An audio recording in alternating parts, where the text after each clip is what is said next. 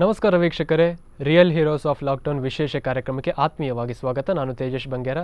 ಬಹಳ ಪ್ರಮುಖವಾಗಿ ಲಾಕ್ಡೌನ್ ಆರಂಭವಾಯಿತು. ಉಡುಪಿ ಜಿಲ್ಲೆಯಲ್ಲಿ ಒಂದಷ್ಟು ಜನ ಬಹಳಷ್ಟು ಚಿಂತೆಗೊಳಗಾಗಿದ್ದರು. ನಮ್ಮ ಪ್ರತಿ ದಿವಸದ ಊಟಕ್ಕೆ ಏನು ಮಾಡಬೇಕು, ಉಪಹಾರದ ವ್ಯವಸ್ಥೆಗೆ ಏನು ಮಾಡಬೇಕು, ಹೋಟೆಲ್ಗಳೆಲ್ಲ ಬಂದಾಗಿತ್ತು. ಆ ಸಂದರ್ಭದಲ್ಲಿ ಹೊಸ ಕಾನ್ಸೆಪ್ಟನ್ನು ಪ್ರಾರಂಭಿಸಿದ್ದವರೇ ಸಾರ್ವಜನಿಕ ಗಣೇಶೋತ್ಸವ ಸಮಿತಿ ಕಡಿಯಾಳಿ ಅವರು. ಬಹಳ ಪ್ರಮುಖವಾಗಿ ಪ್ರತಿ ದಿವಸ ಕೂಡ 6,000ಕ್ಕೂ ಅಧಿಕ ಜನರಿಗೆ ಊಟೋಪಚಾರದ ವ್ಯವಸ್ಥೆಯನ್ನು ಮಾಡಿದರು. ಲಾಕ್ಡೌನ್ ಪ್ರಾರಂಭದಿಂದ 3-4ನೇ ಹಂತದ ಲಾಕ್ಡೌನ್ವರೆಗೆ ಭಾಳಷ್ಟು ಈ ಒಂದು ವ್ಯವಸ್ಥೆಗಳನ್ನು ಮಾಡಿಕೊಂಡು ಬಂದಿದ್ದರು. ಸುಮಾರು 2.5 ಲಕ್ಷಕ್ಕೂ ಅಧಿಕ ಜನರಿಗೆ ಊಟೋಪಚಾರದ ವ್ಯವಸ್ಥೆಯನ್ನು ಮಾಡಿದ್ದಾರೆ. ಇಡೀ ರಾಜ್ಯವೇ ನಮ್ಮ ಉಡುಪಿ ಜಿಲ್ಲೆಯತ್ತ ತಿರುಗುವಂತೆ ಮಾಡಿದಂಥ ಒಂದು ಸಂಸ್ಥೆ ಅಂತ ಇದ್ದರೆ ಅದು ಸಾರ್ವಜನಿಕ ಗಣೇಶೋತ್ಸವ ಸಮಿತಿ ಕಡಿಯಾಳಿ ಅಂತ ಹೇಳಲಿಕ್ಕೆ ಭಾಳಷ್ಟು ಖುಷಿಯಾಗ್ತದೆ. ಮಾನ್ಯ ಉಡುಪಿಯ ಶಾಸಕರಾಗಿರುವಂಥ ರಘುಪತಿ ಭಟ್ ಅವರ ನೇತೃತ್ವದಲ್ಲಿ ಈ ಸಂಸ್ಥೆ ಬಹಳಷ್ಟು ಉತ್ತಮವಾದಂಥ ಕೆಲಸಗಳನ್ನು ಮಾಡಿದೆ. ಈ ಎಲ್ಲ ವಿಚಾರದ ಕುರಿತಾಗಿ ನಮ್ಮ ಜೊತೆ ಮಾತನಾಡಲಿಕ್ಕೆ ಇವತ್ತು 3 ಜನ ಅತಿಥಿಗಳು ನಮ್ಮ ಸ್ಟುಡಿಯೋದಲ್ಲಿದ್ದಾರೆ. ಮೊದಲನೇದಾಗಿ ಗಿರೀಶ್ ಅಂಚನ್ ಅವರು, ಈ ಸಮಿತಿಯ ಸದಸ್ಯರು, ಅದರ ಜೊತೆಗೆ ನಗರಸಭಾ ಸದಸ್ಯರು, ಕುಂಜಿಬೆಟ್ಟವಾರ್ಣ ನಗರಸಭಾ ಸದಸ್ಯರು. ಹಾಗೆಯೇ ಮತ್ತೋರ್ವರು ಆ ಸಂಸ್ಥೆಯ ಸದಸ್ಯರಾಗಿರುವಂತಹ ಸಂಗೀತ ನಾಯಕ್ ಅವರಿದ್ದಾರೆ. ಹಾಗೆಯೇ ಮತ್ತೋರ್ವರು ಸದಸ್ಯರು ಸತೀಶ್ ಕುಲಾಲ್ ಅವರು.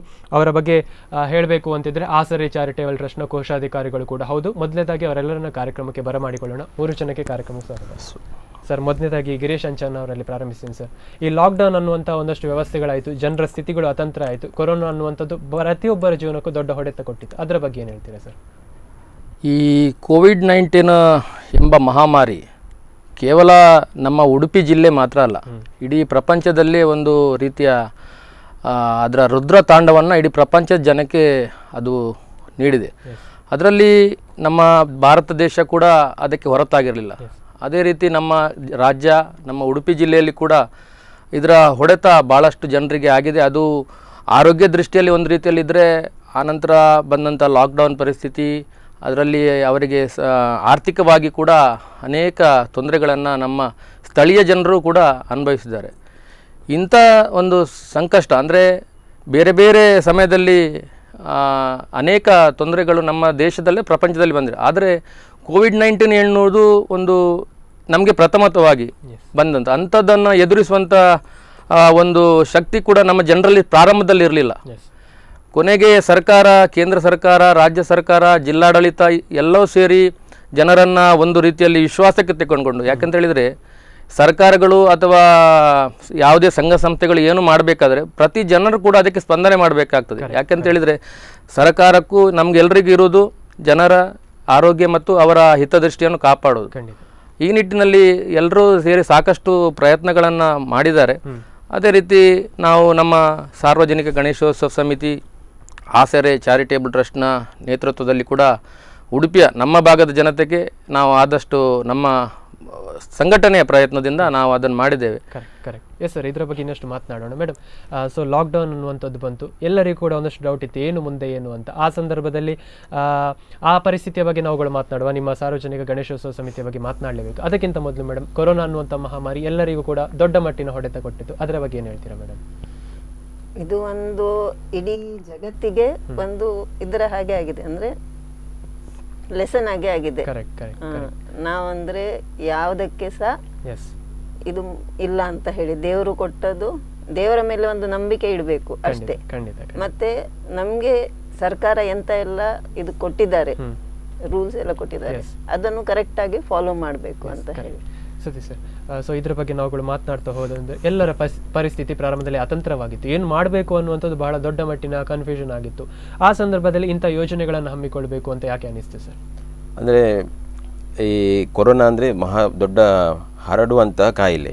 ಆದ್ದರಿಂದ ಜನ ಹೊರಗೆ ಬಂದಷ್ಟು ಜಾಸ್ತಿ ಹರಡುವುದು ಜಾಸ್ತಿ.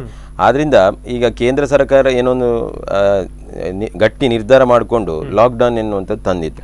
ಲಾಕ್ಡೌನ್ ಅಂದಕ್ಕೆ ಕೂಡಲೇ ಜನರೆಲ್ಲ ಮನೆಯ ಒಳಗೆ, ಅಂದರೆ ಅವರಿಗೆ ಕೆಲಸಕ್ಕೆ ಹೋಗ್ಲಿಕ್ಕಿಲ್ಲ, ಈ ಕೂಲಿ ಕಾರ್ಮಿಕರಿಗೆಲ್ಲ ತುಂಬ ಕಷ್ಟ ಆಯಿತು. ಆ ಸಂದರ್ಭದಲ್ಲಿ ನಮ್ಮ ಗಣೇಶೋತ್ಸವ ಸಮಿತಿ ಮತ್ತು ಆಸರೆ ಚಾರಿಟೇಬಲ್ ಟ್ರಸ್ಟ್ 2 ಜನ ಕೂತ್ಕೊಂಡು ನಮ್ಮ ಅಧ್ಯಕ್ಷರಾದ ವಸಂತ್ ಭಟ್ರು, ಕಾರ್ಯದರ್ಶಿಯಾದ ರಾಘವೇಂದ್ರ ಕಿಣಿ ಅವರು ಮತ್ತು ನಾವೆಲ್ಲರೂ ಸೇರಿ ನಾವು ಒಂದು ಈ ಕಷ್ಟದ ಕಾಲದಲ್ಲಿ ಸ್ಪಂದಿಸುವಂಥ ಕೆಲಸ ಮಾಡಬೇಕು ಅಂತ ಒಕ್ಕೊರಳ ನಾವು ನಿರ್ಧಾರ ಮಾಡಿದೆವು. ಆದ್ದರಿಂದ ಮರುದಿವಸವೇ ಲಾಕ್ಡೌನ್ ಆದ ಮರುದಿವಸದಿಂದವೇ ನಾವು ಸ್ವಲ್ಪ ಆವತ್ತು ಒಂದು 200-300 ಜನಕ್ಕೆ ಫಸ್ಟಿಗೆ ನಾವು ಊಟ ಮಾಡಿದ್ದು. ಅದು ಹೋಟೆಲ್ ಕಡಿಯಳಿಯ ಹೋಟೆಲ್ ಶ್ರೀನಿವಾಸಲ್ಲಿ ಪ್ರಿಪೇರ್ ಮಾಡಿದ್ದು. ಆನಂತರ ಅಲ್ಲಿ ಜಾಗ ಸಾಕಾಗೋದಿಲ್ಲ, ದಿನ ದಿನ ಜನ ಜಾಸ್ತಿ ಆಯಿತು. ಆನಂತರ ನಮ್ಮ ಬೈಲಕೆರೆಯಲ್ಲಿ ಮಂಜುನಾಥ ಹೆಬ್ಬಾರ್ ಅಂತ ಇದ್ದಾರೆ, ಅವರ ಮನೆಯಲ್ಲಿ ತಯಾರು ಮಾಡಿ ಸುಮಾರು ಒಂದು 700-800 ಜನ ಆಗುವವರೆಗೆ ಅಲ್ಲಿ, ಮತ್ತೆ ಅಲ್ಲಿ ಸಹ ಜಾಗ ತುಂಬ ಕಮ್ಮಿ ಆಯಿತು. ಅದರ ನಂತರ ನಾವು ಶಾರದಾ ಕಲ್ಯಾಣ ಮಂಟಪದವರು ನಮಗೆ ಫ್ರೀಯಾಗಿ ಹಾಲನ್ನು ಬಿಟ್ಟು ಕೊಟ್ಟರು. ಯಾಕಂದರೆ ಒಂದು ಅಲ್ಲಿ ಒಂದು 800 ಜನಕ್ಕೆ ಜಾಗ ಇರಲಿಲ್ಲ, ಆದ್ದರಿಂದ ಇಲ್ಲಿ ಒಂದು ನಾವು 2-3-4-5 ಸಾವಿರ ಜನಕ್ಕೂ ರೆಡಿ ಮಾಡಲಿಕ್ಕೆ ಆಗ್ತಾ ಇತ್ತು. ಸೊ ನಾವೆಲ್ಲರೂ ಸೇರಿಕೊಂಡು ಒಂದು ಈ ಕಷ್ಟದ ಸಂದರ್ಭದಲ್ಲಿ ಜನರಿಗೆ ಒಂದು ಸ್ಪಂದನೆ ಕೊಡಬೇಕು ಅನ್ನೋ ಉದ್ದೇಶದಿಂದ ನಾವು ಕಾರ್ಯಪ್ರವೃತ್ತರಾದೆವು. Correct sir. Sir Girish sir, ನಾವುಗಳು ಮಾತನಾಡಬೇಕು. ಉಡುಪಿಯ ಭಾಗಕ್ಕೆ ಬಂದರೆ ಉಡುಪಿ ಜಿಲ್ಲೆಯನ್ನು ಎಲ್ಲರೂ ಕೂಡ ತಿರುಗಿ ನೋಡ್ತಿದ್ರು. ಯಾಕಂದರೆ ಉಡುಪಿಯಲ್ಲಿ ಆದಷ್ಟು ಸಹಾಯಗಳಿರ್ಬೋದು, ಇಂಥ ಒಂದಷ್ಟು ಕೆಲಸಗಳು ಬೇರೆ ಯಾವ ಸಂಘ ಸಂಸ್ಥೆಗಳಲ್ಲಿ ನಡೆದಿರಲಿಲ್ಲ. ಭಾಳ ವಿಶೇಷವಾಗಿ ಮಾತನಾಡಬೇಕು ಅಂತಿದ್ರೆ ನಿಮ್ಮ ಸಂಸ್ಥೆ ಸರ್. ಸೊ ಏನು ಹೇಳ್ತೀರಾ ಸರ್ ಈ ಸಂದರ್ಭ? ಈಗ ಇಡೀ ನಾವು ಮೊದಲೇ ಹೇಳಿದಾಗೆ ಇಡೀ ದೇಶ ಅಲ್ಲ, ಇಡೀ ಪ್ರಪಂಚದಲ್ಲಿ ಇಂಥ ಸಂಕಷ್ಟಗಳು ಬಂದಿತ್ತು. ಆದರೆ ಭಾರತದಲ್ಲಿ ನಾವು ಈ ಕೊರೋನಾ ಮಹಾಮಾರಿ ನಮಗೆ ಹಬ್ಬಿದ ಕೂಡಲೇ ಬೇರೆ ಬೇರೆ ರಾಜ್ಯಗಳಲ್ಲಿ ಬೇರೆ ಬೇರೆ ಜಿಲ್ಲೆಗಳಲ್ಲಿ ಅವರದ್ದೇ ಆದ ಕ್ರಮಗಳನ್ನು ಮಾಡ್ತಾ ಇದ್ರು. ಉಡುಪಿಯಲ್ಲಿ ಜನತಾ ಕರ್ಫ್ಯೂ ಜಾರಿಯಾದ ನಂತರ ಮರುದಿವಸ ಒಂದು ದಿವಸ ಬಿಟ್ಟು 21 ದಿನದ ಲಾಕ್ಡೌನ್ ಘೋಷಣೆ ಮಾಡಿದ್ರು. ಅದರ ಮರುದಿವಸದಿಂದ ನಮ್ಮ ಗಣೇಶೋತ್ಸವ ಸಮಿತಿ ಆಸರೆ ಚಾರಿಟೇಬಲ್ ಟ್ರಸ್ಟ್ನ ನೇತೃತ್ವದಲ್ಲಿ ಏನು ನಿರ್ಗತಿಕರಿಗೆ, ಅಂದರೆ ಕೇವಲ ವಲಸೆ ಕಾರ್ಮಿಕರಿಗೆ ಅಂತ ಅಲ್ಲ, ಎಲ್ಲ ಯಾರಿಗೆ ಅದರ ಅವಶ್ಯಕತೆ ಇದೆ ಅಂಥವರನ್ನು ಗುರಿಯಾಗಿಟ್ಕೊಂಡು ಒಂದು ಸಣ್ಣ ಮಟ್ಟದಲ್ಲಿ ಪ್ರಥಮತವಾಗಿ ಪ್ರಾರಂಭ ಮಾಡಿದೆ. ನಂತರ ಅದು ಸತೀಶ್ ಕುಲಾರವರು ಹೇಳಿದಾಗೆ ಅದರ ಬೇಡಿಕೆಗಳು ಜಾಸ್ತಿ ಆಗ್ತಾ ಹೋಯಿತು. ನಾವು ಪ್ರಾರಂಭದಲ್ಲಿ 1-2 ಕಡೆಯಲ್ಲಿ ಈ ವಿತರಣಾ ಕೇಂದ್ರಗಳನ್ನು ಮಾಡಿದ್ದೇವೆ. ಕೊನೆಗೆ ಇವರು ಹೇಳಿದಾಗೆ ಶಾರದಾ ಕಲ್ಯಾಣ ಮಂಟಪಕ್ಕೆ ನಮ್ಮ ಈ ಅಡುಗೆ ತಯಾರಿಯ ವ್ಯವಸ್ಥೆಗಳು ಬಂದ ನಂತರ ಅದು 3,000ದಿಂದ 5,000 ತನಕ ಅದರ ವಿಸ್ತರಣೆ ಆಯಿತು. ಅದನ್ನು ನಮಗೆ ಅದರಲ್ಲಿ 2 ರೀತಿಯ ಸವಾಲುಗಳಿತ್ತು. ಒಂದು, ಯಾರಿಗೆ ಅವಶ್ಯಕತೆ ಇದೆ ಅವರಿಗೆ ತಲುಪುವಂಥದ್ದು ಮಾಡಬೇಕು. ಮತ್ತೊಂದು, ಲಾಕ್ಡೌನ್ ಅಂತ ಸಮಯ ನಾವು ಕೂಡ ಜಾಗೃತೆಯನ್ನು ವಹಿಸಬೇಕು. ಹೆಚ್ಚು ಜನಗಳು ಸೇರುವ ಹಾಗಿಲ್ಲ. ಕಾರ್ಯಕರ್ತರಿಗೆ ಹೆಚ್ಚಿನವರಿಗೆ ಇದರ ಬಗ್ಗೆ, ಯಾಕೆಂತ ಹೇಳಿದ್ರೆ ನಮ್ಮ ಗಣೇಶೋತ್ಸವದ ಒಂದು ವಿಶೇಷತೆ ನಾವು ಹೇಳಬೇಕಾಗ್ತದೆ. ಕೇವಲ ಧಾರ್ಮಿಕವಾಗಿ ನಮ್ಮ ಗಣೇಶೋತ್ಸವ ಗುರುತಿಸಿಕೊಳ್ಳಿಲ್ಲ. ಧಾರ್ಮಿಕ ಕೆಲಸವನ್ನ ಬಹಳ ಶ್ರದ್ಧೆಯಿಂದ ಅದರದ್ದೇ ಆದ ರೀತಿಯಲ್ಲಿ ಮಾಡಿಕೊಂಡಂತ ಬಂದಂತ ಒಂದು ಗಣೇಶೋತ್ಸವ ಸಮಿತಿ ಇದ್ರೆ ಉಡುಪಿ ಸಾರ್ವಜನಿಕ ಗಣೇಶೋತ್ಸವ ಕಡಿಯಾಳಿ ನಮ್ಮ. ಅದೇ ರೀತಿ ಅದು ಪ್ರತಿಯೊಂದು ಹಂತದ ನೀವು ಗಮನಿಸಿರ್ಬೋದು. 4 ವರ್ಷದಿಂದ ಸುವರ್ಣ ಸಂಭ್ರಮವನ್ನು ಮಾಡುವಾಗ ಅಲ್ಲಿ ಕೂಡ ಅನೇಕ ಧಾರ್ಮಿಕ ಕಾರ್ಯಕ್ರಮಗಳನ್ನು ಬಿಟ್ಟು ಸಾಮಾಜಿಕ ಕಾರ್ಯಕ್ರಮಗಳು, ಅದು ಕಲೆ ಇರ್ಬೋದು ಅಥವಾ ಸಮಾಜದ ಮಕ್ಕಳಿಗೆ ಸ್ಪಂದಿಸುವಂತ ಕೆಲಸ ಇರ್ಬೋದು. ಆಸರೆ ಎಂಬ ಯೋಜನೆ ಸ್ಟಾರ್ಟ್ ಆದದ್ದೇ ನಮ್ದು ಬಡ ತಂದೆ ತಾಯಿ ಇಲ್ಲದಂತ ಮಕ್ಕಳಿಗೆ ದತ್ತು ತೆಕೊಂಡು ಅವರ ವಿದ್ಯಾಭ್ಯಾಸವನ್ನ ಕೊಡುವಂತದ್ದು ಸ್ಟಾರ್ಟ್ ಮಾಡಿದ್ದೆ ನಾವು ಸುವರ್ಣ ಸಂಭ್ರಮದ ಹೊತ್ತಿನಲ್ಲಿ. ಮಾನ್ಯ ಘನ ರಾಜ್ಯಪಾಲರು ನಮ್ಮ ಆ ಕಾರ್ಯಕ್ರಮಕ್ಕೆ ಬಂದು ಅದನ್ನು ಚಾಲನೆ ಕೊಟ್ಟಂತದ್ದು, ಅದೆಲ್ಲ ನಮ್ಮಲ್ಲಿ ಇತಿಹಾಸ. ಅಲ್ಲಿ ಆದ್ರಿಂದ ನಮ್ಮ ಕಾರ್ಯಕರ್ತರಿಗೆ ಏನಿತ್ತು ಹೇಳಿದ್ರೆ, ಪ್ರತಿಯೊಬ್ಬರಿಗೆ ಈ ಸಮಾಜದ ಕೆಲಸವನ್ನು ತೊಡಗಿಸಿಕೊಳ್ಳೋ ಹವ್ಯಾಸ ಆಗಿ ಹೋಗಿತ್ತು. ಅದು ಉಡುಪಿಯಲ್ಲಿ ಎಂತ ದೊಡ್ಡ ದೊಡ್ಡ ಕಾರ್ಯಕ್ರಮದ ಅಡುಗೆಗೆ ಬಡಿಸುವಂತ ಕಾರ್ಯಕ್ರಮ. ಆದ್ರಿಂದ ಅವರು ಉತ್ಸುಕತೆಯಲ್ಲಿದ್ರು. ಆದ್ರೆ ನಾವೇ ಸಮಿತಿಯ ಸ್ವಲ್ಪ ಹಿರಿಯರು ಪದಾಧಿಕಾರಿಗಳು ನಿರ್ಬಂಧವನ್ನು ಹಾಕಿದ್ರು. ಯಾಕಂದ್ರೆ ಹೆಚ್ಚು ಜನವನ್ನು ಸೇರಿಸುವಾಗಿರ್ಲಿಲ್ಲ. ಆದ್ರೂ ನಮ್ಗೆ ಅವಶ್ಯಕತೆ ಇರುವಾಗ ಅವರಿಗೆ ಮುಟ್ಟಿಸುವಂತ ಜವಾಬ್ದಾರಿ ಕೂಡ ಇತ್ತು. ಬಹಳ ಸ್ವಲ್ಪ ಸವಾಲಿನ ಕೆಲಸ ಇತ್ತು. ಅದನ್ನೆಲ್ಲ ನಮ್ಮ ಕಾರ್ಯಕರ್ತರು, ಅದರಲ್ಲಿ ಕೂಡ ವಿಶೇಷವಾಗಿ ಮಹಿಳಾ ಕಾರ್ಯಕರ್ತರು, ಬಹಳ ವಿಶೇಷವಾಗಿ ಅವರಿಗೆ ಮಹಿಳಾ ಕಾರ್ಯಕರ್ತರು ಅಂತ ಹೇಳಿದ್ರೆ ಅವರಿಗೆ ವಿಶೇಷವಾಗಿ ಮನೆಯಲ್ಲಿ ಜವಾಬ್ದಾರಿ ಇರ್ತದೆ. ಈಗ ಈ ಕೊರೋನಾ ಅಂತ ಹೇಳಿದ್ರೆ ನಿಮ್ಗೆ ತಿಳಿದಾಗೆ 10 ವರ್ಷದ ಕೆಳಗಿನ ಮಕ್ಕಳು, 60 ವರ್ಷದ ಮೇಲ್ಪಟ್ಟ ವೃದ್ಧರಿಗೆ ಸ್ವಲ್ಪ ನಮ್ಗೆ ತಿಳಿದವರು ಹೇಳೋ ಪ್ರಕಾರ ರಿಸ್ಕ್ ಜಾಸ್ತಿ ಇದೆ. ಅಂತವರೆಲ್ಲ ಮನೆಯಲ್ಲಿ ಇರ್ತಾರೆ.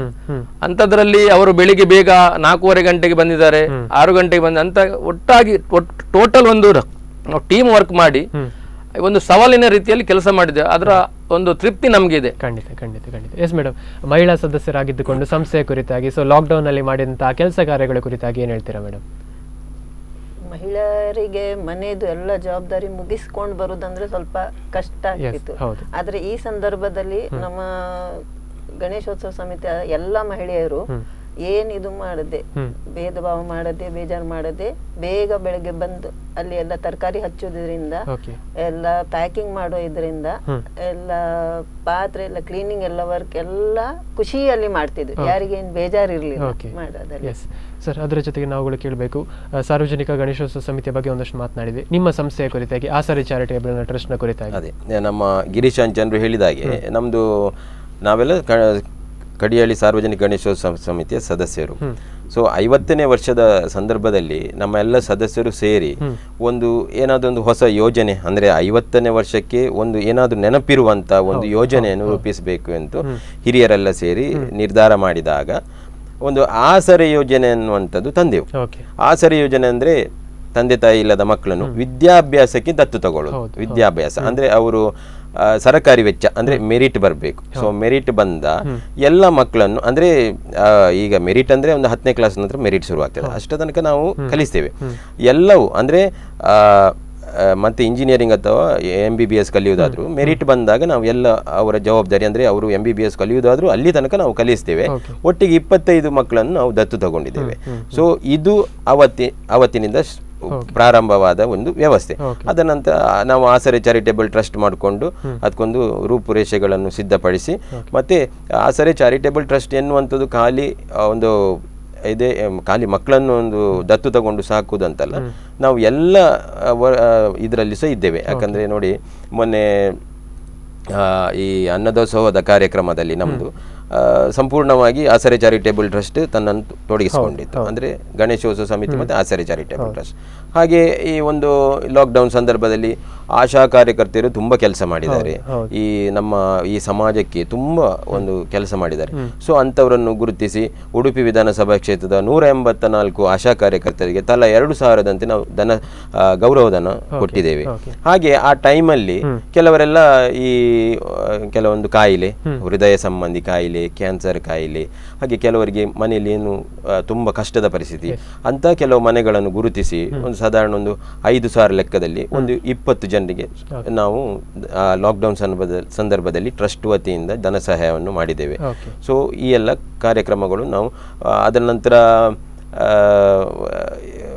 ಈ ಹಿಂದೆ ಲಾಕ್ಡೌನ್ನ ಹಿಂದೆ ನಾನು ಅಂದರೆ ಆಸರೆ ಚಾರಿಟೇಬಲ್ ಟ್ರಸ್ಟ್ನ ಬಗ್ಗೆ ನೀವು ಕೇಳಿದ್ರಿಂದ ನಾನು ಹೇಳ್ತಾ ಇದ್ದೇನೆ. ಈ ಹಿಂದೆಯೂ ವಸತಿ ಇಲ್ಲದಿದ್ದವರಿಗೆ ವಸತಿ ರೂಪಿಸುವ ಯೋಜನೆ, ಅದರಲ್ಲಿ ಮುಖ್ಯವಾಗಿ ಕೊರಗ ಸಮುದಾಯದವರು ಬಾರಿ ತುಂಬ ದಯನೀಯ ಪರಿಸ್ಥಿತಿಯಲ್ಲಿದ್ದವರಿಗೆ ನಾವು ಮಂಚಿಯಲ್ಲಿ ಒಂದು ಮನೆ ಟ್ರಸ್ಟ್ ವತಿಯಿಂದ ಗಣೇಶೋತ್ಸವ ಸಮಿತಿಯಿಂದ ಒಂದು ಮನೆಯನ್ನು ಕಟ್ಟಿಕೊಟ್ಟಿದ್ದೇವೆ.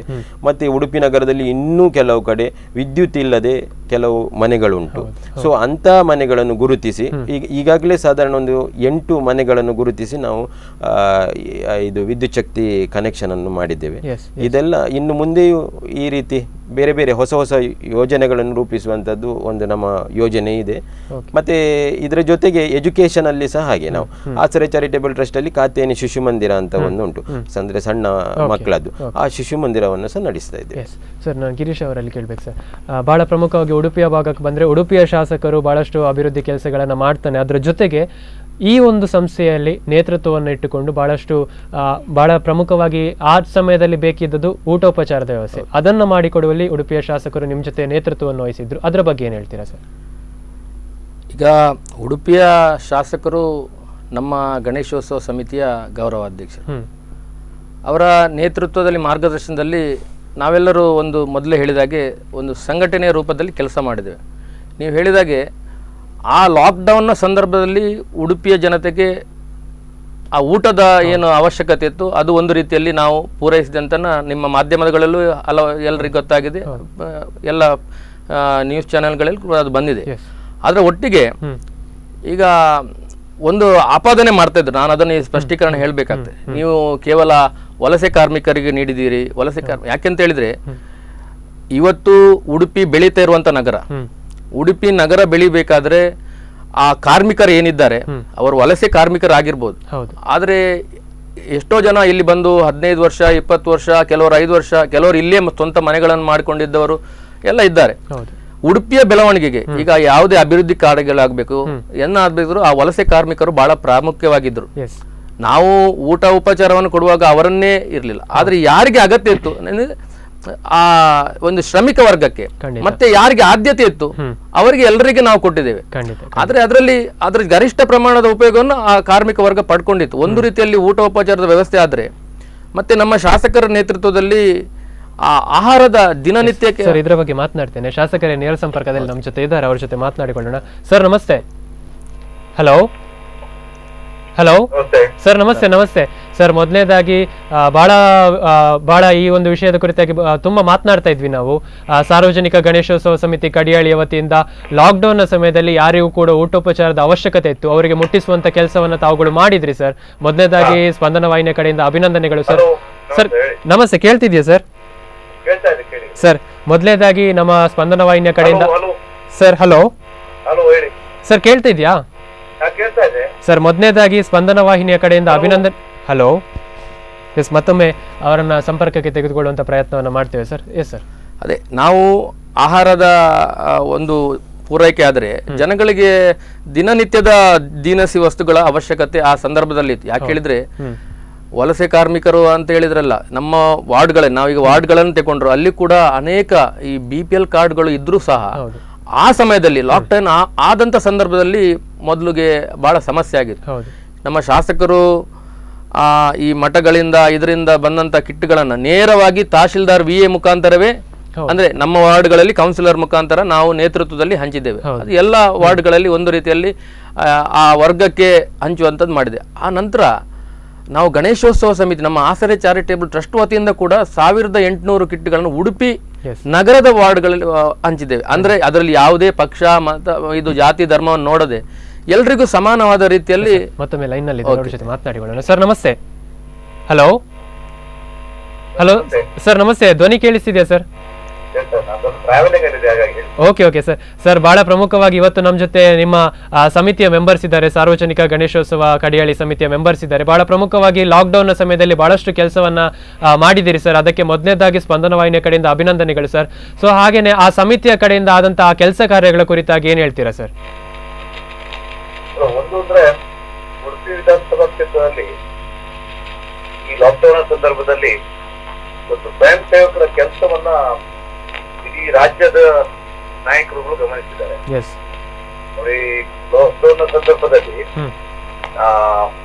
ಎಲ್ಲರೂ ಹೊರಗೆ ಬರ್ಲಿಕ್ಕೆ ಭಯ ಆಗ್ತಾ ಇರುವಂತ ಸಂದರ್ಭದಲ್ಲಿ ಆಗ ನಂಬರ್ ಇಲ್ಲಿ ಇಲ್ದಿದ್ರು ಜನ ಟಿವಿ ನೋಡಿ ಭಯ ಪಡುವಂತ ಪರಿಸ್ಥಿತಿ.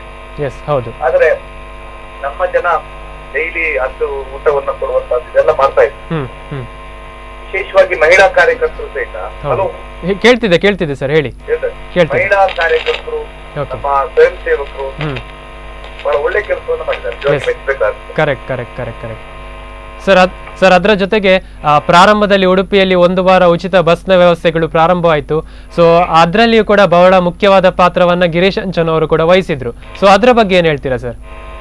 ಅಲ್ಲ, ಈ ಬಸ್ಸಿನ ಒಂದು ಐಡಿಯಾ ಕೊಟ್ಟದ್ದೇ ಗಿರೀಶ್ ಅಂಚನ್.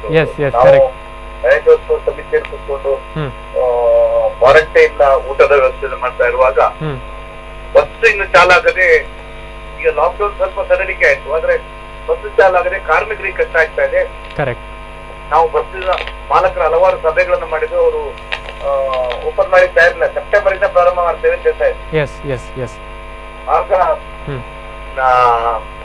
ಗಿರೀಶ್ ಅಂಚನ್ ಹೇಳಿದ್ರು, ನಾವೇ 1 ವಾರ ಟ್ರಯಲ್ ರೂಪದಲ್ಲಿ ಮಾಡಿದ್ರೆ ಆಗ್ಬೋದು ಅಂತ ಅವ್ರು ಸಲಹೆ ಕೊಟ್ಟು, ಮತ್ತೆ ನನಗೂ ಏನೋ ಸರಿಯಾಗ್ತಾ ಇರ್ಬೋದು, ಮತ್ತೆ ನಾವೆಲ್ಲ ಸಮಿತಿಯ ಸದಸ್ಯರು ಕೂತ್ಕೊಂಡು ಅದನ್ನ ನಿಶ್ಚಯ ಮಾಡಿದ್ದು. ಮತ್ತೆ ಬಹಳ ಯಶಸ್ವಿ ಆಯ್ತು. ಇಡೀ ನಾವು ಸ್ಟಾರ್ಟ್ ಮಾಡಿದ್ರಿಂದ 2 ಜಿಲ್ಲೆಯಲ್ಲಿ ಬಸ್ ಸ್ಟಾರ್ಟ್ ಆಗಾಯ್ತು. ಇಲ್ಲಿನ ಬಸ್ಸೇ ಸ್ಟಾರ್ಟ್, ಸೆಪ್ಟೆಂಬರ್ ವರೆಗೆ ಪ್ರೈವೇಟ್ ಬಸ್ ಸ್ಟಾರ್ಟ್ ಆಗ್ಲಿಲ್ಲ. ಪ್ರೈವೇಟ್ ಬಸ್ ಸ್ಟಾರ್ಟ್ ಆಗದೆ ನಿಮ್ಮ ಇವರು ಇಲ್ಲ, ಯಾರು KSRTC ಅವರು ಸ್ಟಾರ್ಟ್ ಮಾಡಿದ್ರು. ಹಾಗೆ ಅದು ಒಂದು ಒಳ್ಳೆಯ ಕೆಲಸ ಆಗಿದೆ. ಅದರಲ್ಲಿ ನಮ್ಮ ನಗರಸಭಾ ಸದಸ್ಯರುಗಳು, ಜಿಲ್ಲಾ ಪಂಚಾಯತ್ ಅಧ್ಯಕ್ಷರು, ನಮ್ಮ ಸ್ವಯಂ ಸೇವಕರು ಕಂಡಕ್ಟರ್ಗಳಾಗಿ ಹೋಗಿ ಕೆಲಸ ಮಾಡಿದಂತಹದ್ದು, ಸ್ಯಾನಿಟೈಸಿಂಗ್ ಮಾಡಿದಂತಹದ್ದು. ಖಂಡಿತ ಪ್ರತಿ ಟ್ರಿಪ್ಪಿಗೊಮ್ಮೊಮ್ಮೆ ಒಂದೊಂದು ಸ್ಯಾನಿಟೈಸಿಂಗ್ ಬಸ್ ಅನ್ನ ಮಾಡ್ತಾ ಇದ್ದೆಲ್ಲ ಒಂದು ಅದ್ಭುತವಾದ ಕೆಲಸವನ್ನು. Correct sir. ಹಾಗೇನೆ ತಾವು ಸ್ವಲ್ಪ ಬಿಸಿ ಇದ್ದೀರಿ, ಹಾಗೇನೆ ನಮ್ಮ ಜೊತೆ ನೇರ ಸಂಪರ್ಕಕ್ಕೆ ಬಂದದಕ್ಕೆ ಧನ್ಯವಾದಗಳು sir. Thank you so much sir. Yes ಅವ್ರ ಜೊತೆ ಇನ್ನಷ್ಟು ಮಾತನಾಡಬಹುದಿತ್ತು, ಆದ್ರೆ ಅವ್ರು ಬಿಸಿ ಇದ್ದಾರೆ ಸರ್. ಅದೇ ಮಾತನಾಡ್ತಾ ಇದ್ದೀವಿ ಸರ್. ಅದೇ ನಾವು ಮಾತಾಡ್ತಾ ಆಹಾರದ ಕಿಟ್ಗಳ ಬಗ್ಗೆ ಮಾತಾಡಿದ್ವಿ. ನಾವು ಗಣೇಶೋತ್ಸವ ಸಮಿತಿಯಿಂದ ಸುಮಾರು 18 ಲಕ್ಷ ರೂಪಾಯಿ ವೆಚ್ಚದಲ್ಲಿ ಉಡುಪಿ ನಗರದ ಭಾಗದ ಎಲ್ಲರಿಗೆ ನಾವು ಪ್ರತಿ ನಗರಸಭಾ ಸದಸ್ಯರ ನೇತೃತ್ವದಲ್ಲಿ ಯಾವುದೇ ಪಕ್ಷ ಮತ ನಾ ಮೊದಲೇ ಹೇಳಿದಾಗೆ ಯಾವುದು ನೋಡೋದಕ್ಕೆ ಮಾಡಿದ್ದೇವೆ.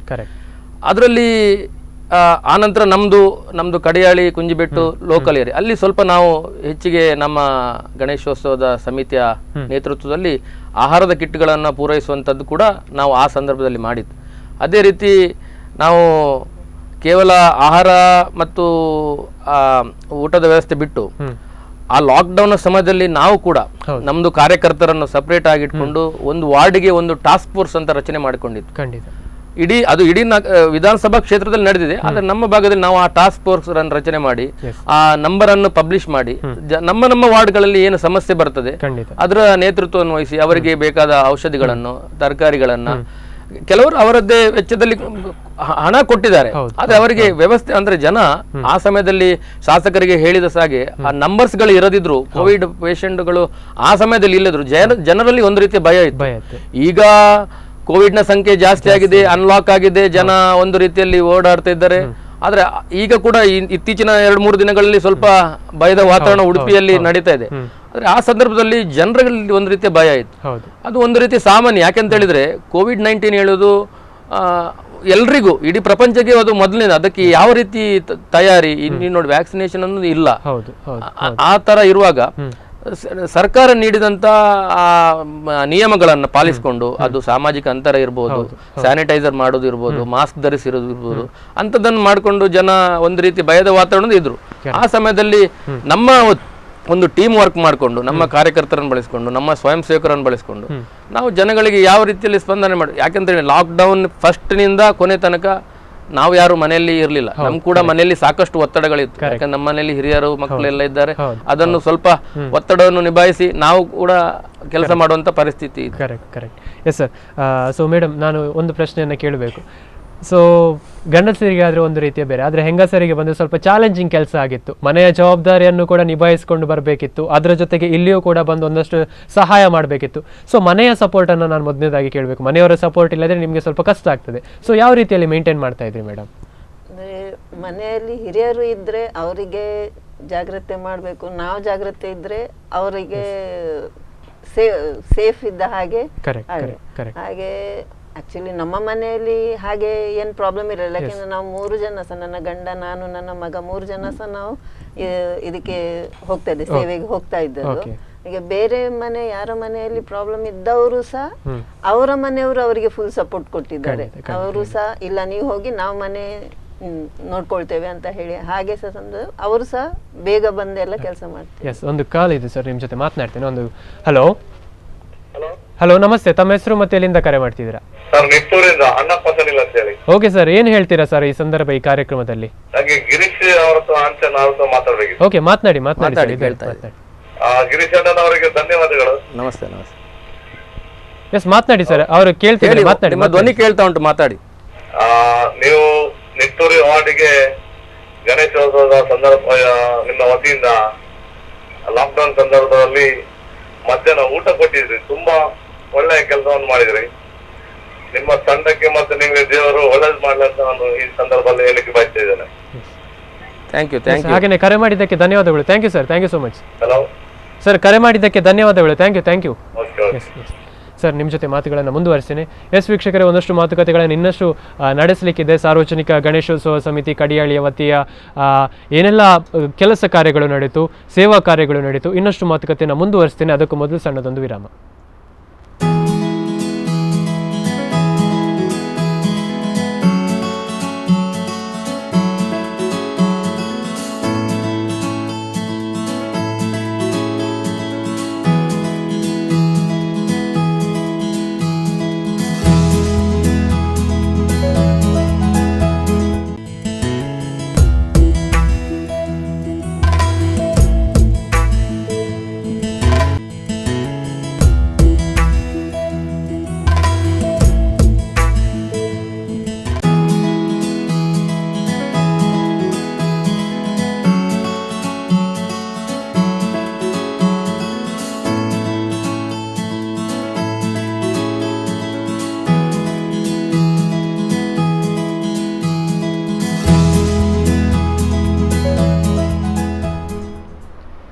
ಎಸ್, ವಿರಾಮದ ಬಳಿಕ ಮತ್ತೊಮ್ಮೆ ರಿಯಲ್ ಹೀರೋಸ್ ವಿಶೇಷ ಕಾರ್ಯಕ್ರಮಕ್ಕೆ ಆತ್ಮೀಯವಾಗಿ ಸ್ವಾಗತ. ಇವತ್ತು ನಮ್ಮ ಜೊತೆ ಸಾರ್ವಜನಿಕ ಗಣೇಶೋತ್ಸವ ಸಮಿತಿ ಕಡಿಯಾಳಿ ಇದರ ಸದಸ್ಯರಿದ್ದಾರೆ. ಹಾಗೆಯೇ ಒಂದಷ್ಟು ವಿಷಯವನ್ನು ಅವ್ರ ಜೊತೆ ಮಾತನಾಡಿಕೊಳ್ತಾ ಇದ್ವಿ. ನಮ್ಮ ಜೊತೆ ಇದ್ದಾರೆ ಗಿರೀಶ್ ಅಂಚನ್ ಅವರು, ಅದರ ಜೊತೆಗೆ ಸಂಗೀತ ನಾಯಕ ಅವರು ಸತೀಶ್ ಕುಲಾಲ್ ಅವರಿದ್ದರೆ. ಮತ್ತೊಮ್ಮೆ ಕಾರ್ಯಕ್ರಮ ಸ್ವಾಗತ.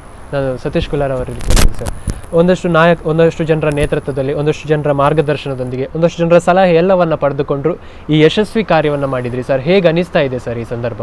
ತುಂಬಾ ಖುಷಿ ಆಗ್ತದೆ. ಯಾಕಂದ್ರೆ ಮೊದಲಿಗೆ ನನಗೂ ಭಯ ಇತ್ತು. ನಾನು ಒಂದು ಸತ್ಯ ಹೇಳ್ತೇನೆ, ಆದ್ರೆ ನಾನು ಒಂದು 2 ದಿವಸ ಹೋಗ್ಲಿಲ್ಲ.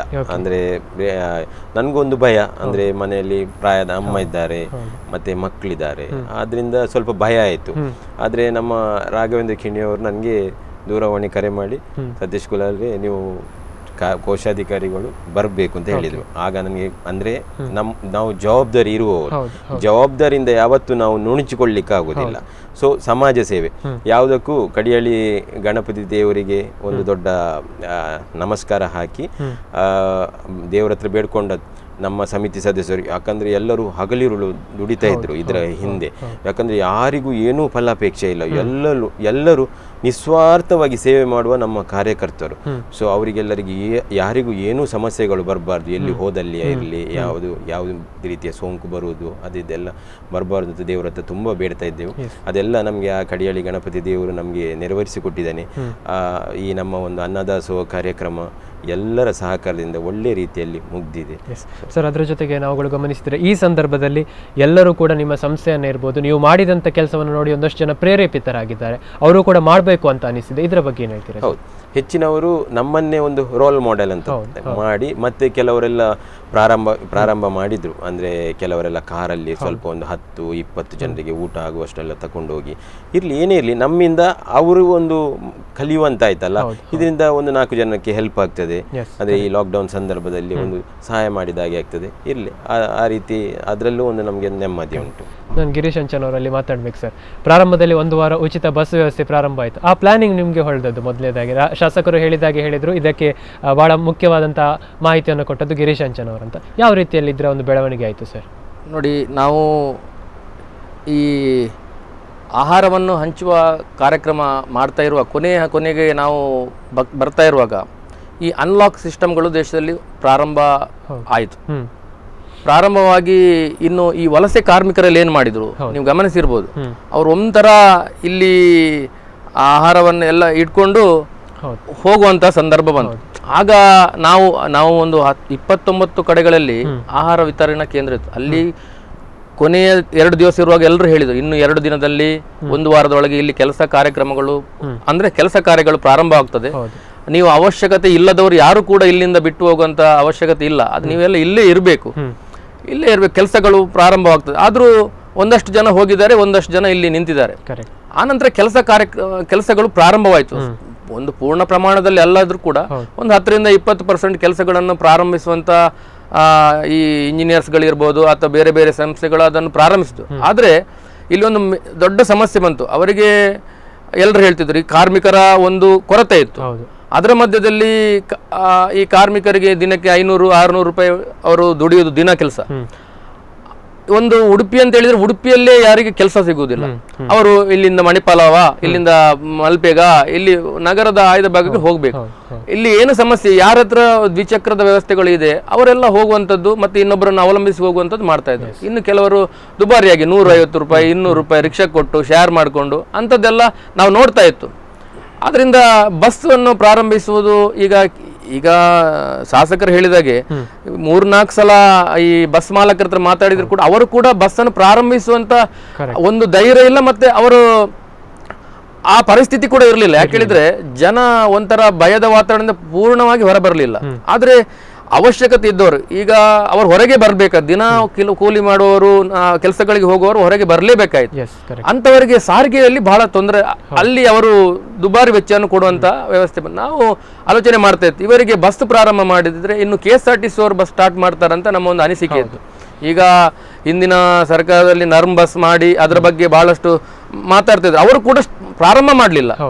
ಈಗ ನರ್ಮ್ ಬಸ್ ಮಾಡಿದ್ದು ಅವರು ಕೂಡ ಪ್ರಾರಂಭ ಮಾಡಬೇಕಿತ್ತು. ಈಗ ಸರ್ಕಾರದ ಅವರು ಕೂಡ ಓಡಿಸುವಂತ ಸ್ಥಿತಿಯಲ್ಲಿ ಇರಲಿಲ್ಲ, ಸ್ಟಾರ್ಟ್ ಮಾಡಲಿಲ್ಲ. ಆಗ ನಾವು ನಮ್ಮ ಗಣೇಶೋತ್ಸವ ಸಮಿತಿಯ ಪ್ರಧಾನ ಕಾರ್ಯದರ್ಶಿಗಳು ರಾಘವೇಂದ್ರ ಕಿಣಿಯವರು ಮತ್ತು ನಾವು ಕುತ್ಕೊಂಡು ಹೇಳಿದ್ದು, ಮತ್ತೆ ಶಾಸಕರಲ್ಲಿ ಈ ವಿಚಾರ ನಮ್ಮ ಮನೆ ಹೀಗೆ ಉಂಟು ಸರ್, ಹೀಗೆ ಮಾಡುವ, ಹೀಗೆ ಮಾಡಿದರೆ ಒಂದು ಜನಗಳಿಗೆ ಒಂದು ಮೋಟಿವೇಶನ್ ಆಗ್ತದೆ. ಬಸ್ಸಲ್ಲಿ ಹೋದ್ರೂ ಏನಾಗುದಿಲ್ಲ, ಈ ತರ ಒಂದು ಸಾಮಾಜಿಕ ಅಂತರವನ್ನು ಇಟ್ಕೊಂಡು ನಮ್ಮ ಮುಂಜಾಗ್ರತೆ ಕ್ರಮವನ್ನು ತಗೊಂಡು ಹೋದ್ರೆ ಪ್ರಯೋಜನ ಆಗ್ತದೆ ಅಂತ ಒಂದು ಅವರಿಗೆ ಕೂಡ ಮನವರಿಕೆ ಮಾಡುವಂತದ್ದು ಉದ್ದೇಶ. ಇನ್ನೊಂದು ಅದೇ ರೀತಿ ಒಂದು ವಾರ ನಡೆಸಿದ್ರಿಂದ ಜನ ಈ ಧೈರ್ಯದಲ್ಲಿ ಪ್ರಯಾಣಿಕರ ಸಂಖ್ಯೆ ಬಂದು ಬಸ್ ಮಾಲೀಕರು ಕೂಡ ಒಂದು ಖಾಸಗಿ ಬಸ್ಸನ್ನು ಪ್ರಾರಂಭಿಸುವ ಅವರಿಗೆ ಒಂದು ಧೈರ್ಯ ಬರ್ಬೋದು ಅಂತ ಒಂದು ಆಲೋಚನೆಯಲ್ಲಿ ನಾವು ಈ ಬಸ್ಗಳನ್ನ ಕಾರ್ಯಕ್ರಮವನ್ನು ಪ್ರಾರಂಭ ಮಾಡಿದ್ದು. ಗಣೇಶೋತ್ಸವ ಸಮಿತಿ ಮತ್ತು ಶಾಸಕರ ನೇತೃತ್ವದಲ್ಲಿ 7 ದಿನಗಳ ಕಾಲ, ಅಂದರೆ ಪ್ರಾರಂಭದಲ್ಲಿ 6 ದಿನ ಅಂತ ಇತ್ತು, ಕೊನೆಗೆ ಭಾನುವಾರ ಲಾಕ್ಡೌನ್ ಇತ್ತು, ಅದು ಕ್ಯಾನ್ಸಲ್ ಆದಾಗ ಭಾನುವಾರ ಕೂಡ ಅದು ಬಹಳ ವಿರಳ ಇತ್ತು. ನಾವು ಯಾಕಂದ್ರೆ ಅದು ಲಾಭದ ದೃಷ್ಟಿಯಿಂದ ಮಾಡಿದ್ದಲ್ಲ, ಒಂದು ಅವೇರ್ನೆಸ್ ದೃಷ್ಟಿಯಿಂದ ಮತ್ತೆ ಒಂದು ಜನಗಳಿಗೆ ಅದರಿಂದ ಪ್ರಯೋಜನ ಆಗಿ ಅನ್ನೋ ದೃಷ್ಟಿಯಿಂದ ಮಾಡಿದೆ. ಕೊನೆಗೆ ಅದರ ಫಲ ಅಂತ ಹೇಳಿದ್ರೆ ಬಸ್ನವ್ರು ಈಗ 25 ಬಸ್ಸನ್ನು ರನ್ ಮಾಡ್ತಾ ಇದ್ದಾರೆ. ಎಸ್ ಸರ್, ಇದ್ರ ಬಗ್ಗೆ ಇನ್ನಷ್ಟು ಮಾತನಾಡಲಿಕ್ಕಿದೆ. ಒಂದು ಕಾಲ್ ಇದೆ, ಅವ್ರ ಜೊತೆ ಮಾತನಾಡಿಕೊಳ್ಳೋಣ. ಹಲೋ ಹಲೋ ಹಲೋ, ನಮಸ್ತೆ, ತಮ್ಮ ಹೆಸರು, ಎಲ್ಲಿಂದ ಕಾಲ್ ಮಾಡ್ತಿದ್ದೀರಾ? ಸರ್ ಆನಂದ್ ಪೊಲೀಸ್ ಪಾಟೀಲ್ ಅಂತ. ಎಲ್ಲಿಂದ? ಎಲ್ಲಿ ಹೆಸರು? ಆನಂದ್ ಪೊಲೀಸ್ ಪಾಟೀಲ್ ಅಂತ. ಓಕೆ ಸರ್, ಏನ್ ಹೇಳ್ತೀರಾ ಸರ್ ಈ ಸಂದರ್ಭ? ಒಂದು ಖುಷಿ ಅನ್ಸುತ್ತೆ. ಓಕೆ, ಆಕ್ಚುಲಿ ಇವಾಗ ಕೊರೋನಾ ಭೀತಿಯಿಂದ COVID-19 ಭೀತಿಯಿಂದ ರಘುಪತಿ ಭಟ್ರು ಮಾಡಿರುವಂತ ಕೆಲಸ ಕಾರ್ಯಗಳನ್ನು ನೋಡಿದ್ರೆ, ಓಕೆ ಹೇಳಿ ಹೇಳಿ, ಕೇಳ್ತಿದ್ದೆ ಸರ್, ಹೇಳಿ. ಅವ್ರು ನೋಡಿದ್ರೆ ಒಂದು ಉಡುಪಿಗೆ ಮಾರ್ಗದರ್ಶಕರು ಅಂತ ಹೇಳ್ಬೋದು ನಾವು. Yes yes yes. ಅದ್ರ ಜೊತೆಗೆ ಸರ್, ಏನಕ್ಕೆ ಅಂದ್ರೆ ನಾವು ಕರ್ನಾಟಕದಲ್ಲಿ ಎಷ್ಟೋ ಜಿಲ್ಲೆಗಳನ್ನ ನೋಡಿದ್ದೀವಿ. ನಂದು ಪ್ರಥಮ ಹೇಳ್ಬೇಕು ಅಂತಂದ್ರೆ ನಮ್ದು ಉತ್ತರ ಕರ್ನಾಟಕ, ಬಾಗಲಕೋಟೆ. ಓಕೆ, ನಾನೀಗ ಬಂದು ತುಂಬಾ ವರ್ಷ ಆಯ್ತು, ಅಂದ್ರೆ ಒಂದು 2 ವರ್ಷ ಆಯ್ತು. ಓಕೆ, ಅವಾಗ ಕೊರೋನಾ ಆಗಿದ್ದ ಎಲ್ಲ ಲಾಕ್ಡೌನ್ ಆದ ತಕ್ಷಣ ನಮ್ಮ ಕೂಲಿ ಕಾರ್ಮಿಕರಿಗೆ ಊಟದ ವ್ಯವಸ್ಥೆ ಮತ್ತೆ ಅವರಿಗೆ ಮಾಸ್ಕ್ ವಿತರಣೆ, ಒಂದಿನ ಕೂಡ ಮನೆಯಲ್ಲಿ ಅವ್ರಿಗೆ ಏನು ತೊಂದರೆ ಆಗಬೇಕು ರಘುಪತಿ ಭಟ್ರೆಲ್ಲ ವ್ಯವಸ್ಥೆ ಮಾಡ್ಕೊಟ್ಟಿದ್ದಾರೆ. ಅವ್ರಿಗೆ ನಮ್ಮ ಉತ್ತರ ಕರ್ನಾಟಕ ಜನತೆಯಿಂದ ನಾನು ತುಂಬಾ ಕೃತಜ್ಞತೆ ಬಳಸ್ತೀನಿ.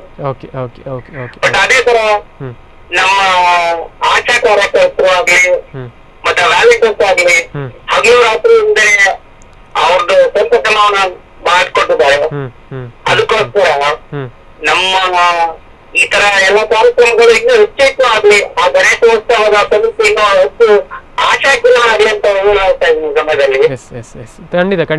ಪ್ರಮುಖವಾಗಿ ರಘುಪತಿ ಭಟ್ರು ಇಂಥ ಉತ್ಸವ ಇನ್ನೂ ಇಂಥ ಜನ ಬೇಕು, ಇನ್ನೂ ಇಂಥ ಜನ ಉತ್ಸವ ಬೇಕು.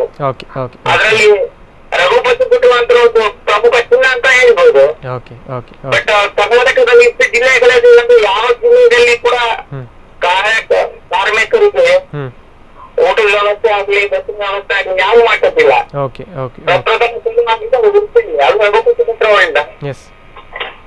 ಅದನ್ನು ತುಂಬಾ ಖುಷಿ ಅನ್ಸುತ್ತೆ.